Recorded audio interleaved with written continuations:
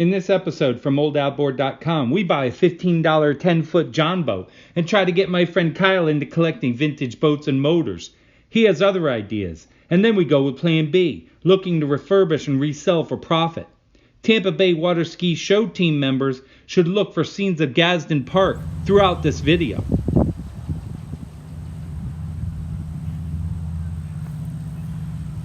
My friend Kyle lives near this lake, and in the Antique Outboard Club, we're constantly in search of the next generation of guys that are going to be interested in antique outboards and boating. Let me tell you about the Antique Outboard Motor Club. Like any other collectible, there's a website, there's a club for that, and you can find it at aomci.org.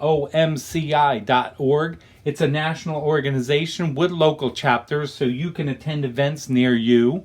But this is a way for all the members to connect nationally, and there's all kinds of fun events that go on throughout the year. You can find all sorts of information here, like asking a member how to repair your outboard, classifieds for buying other antique and vintage outboards and parts, and you can even see the Antique Outboard magazine, which comes several times a year and is eagerly anticipated by the members. All sorts of great articles on with super good pictures on antique outboards. And if you become a member, you can even get special privileges. You know, one of the things that most people want to know when they get into the hobby is what their outboard is worth.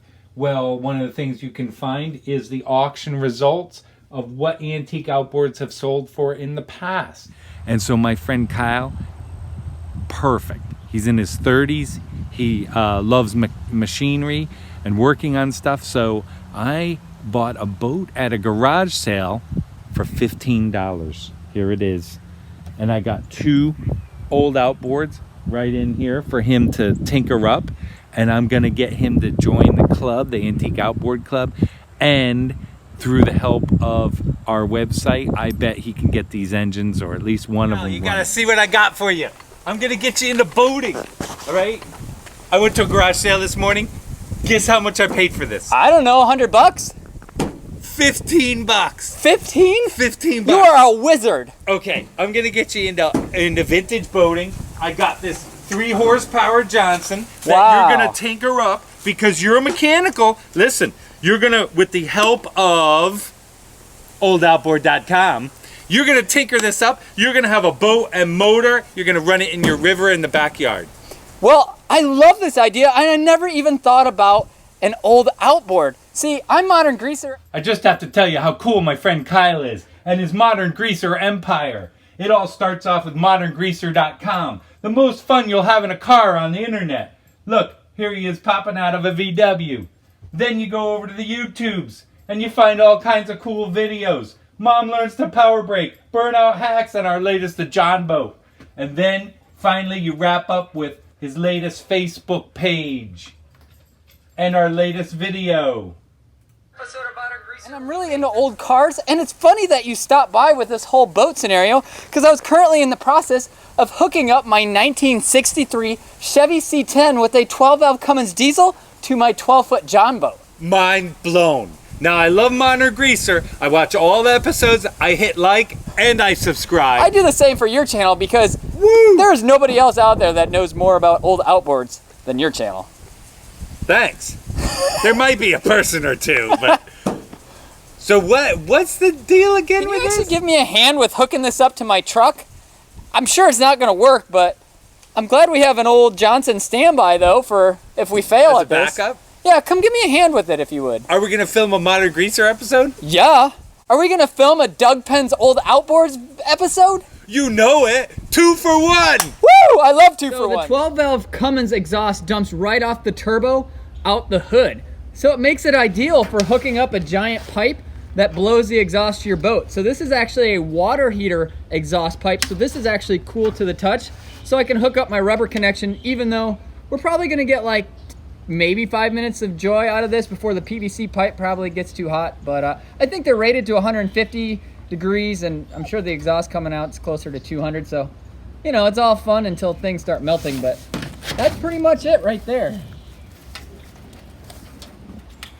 starting up here, we have our exhaust pipe running down here to our connector, running out here to Matt in the water.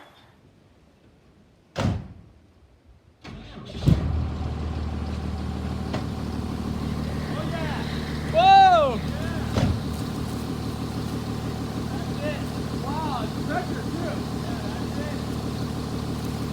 All right, we're good to go.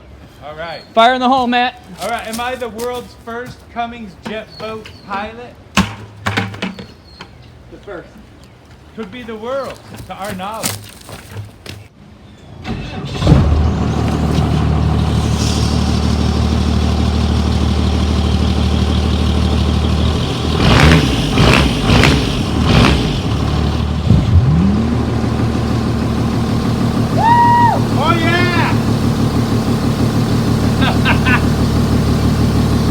Oh yeah! Hey everybody, we're back at home. Kyle politely declined the Jon Boat, and with good reason. I mean, he had his own ideas and his own boat. So my first impression is to look this boat over and see what it has going for it and what needs to be done. My first impression is to sell it quickly on Craigslist or Facebook Marketplace, one of those places.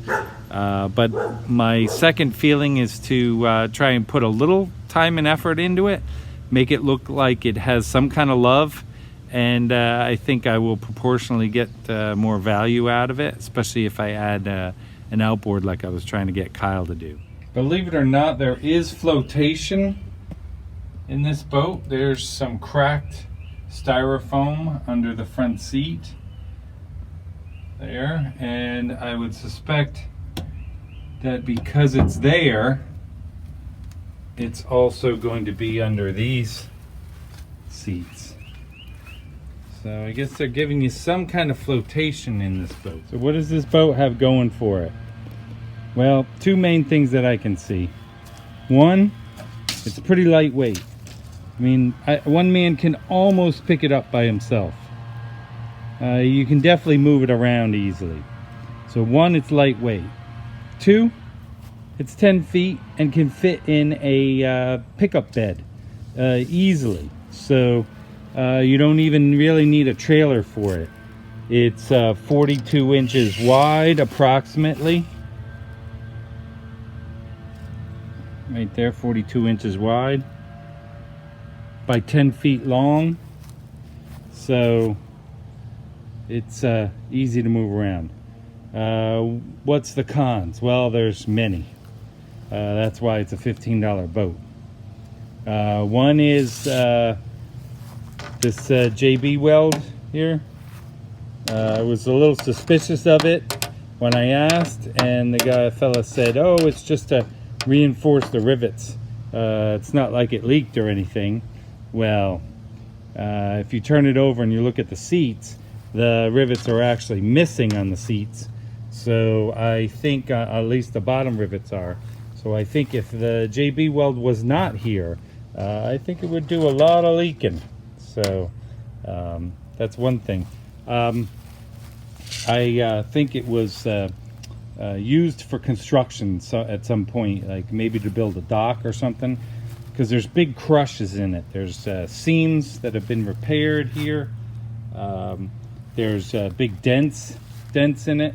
So I'm definitely not going to strip it. Probably leave it as camouflaged on the outside, and the dents and things just kind of add to the camouflage mystique. It needs a new transom. It's a piece of plywood that's easily replaced. Needs some stern handles here. I think I've got a pair that I can throw on there. I'm gonna paint the inside with a rattle can and make it look fresh, like somebody cares about it. Not gonna be able to do much about the dents, I don't think, but I am gonna make it watertight. So these two holes here, where maybe it used to have a handle or something, I'm gonna try and make sure those are fine. I guess it's on this side right there. And try and make those watertight, as well as make sure all the rivets in the bottom don't leak. Here's two candidates for our Jon Boat Craigslist let go sale. I originally brought these over to Kyle to show him, to entice him to get into vintage outboarding. The first one that I actually showed him was this Johnson JW12R, which is a 1957 3-horse model. And then this one that I also had along that I didn't show him was a 1.5-horse Johnson. It's a 1969, and they were 1.5 horses, and they called them mates. And both these engines are great candidates to be refurbished and to push that little Jon Boat along pretty well. They're easy to work on because they're OMC, Outboard Marine Corporation. The parts are still widely available. Getting the covers for this little mate, the cover went right here. Getting the cover for that is might be more of a challenge than I originally thought. I just looked on eBay and there wasn't any, but using my dad and his vast resources, maybe we can come up with some cowlings there. Both of them are not stuck, so when you move the flywheel, they move easily. The propeller turns. This one also.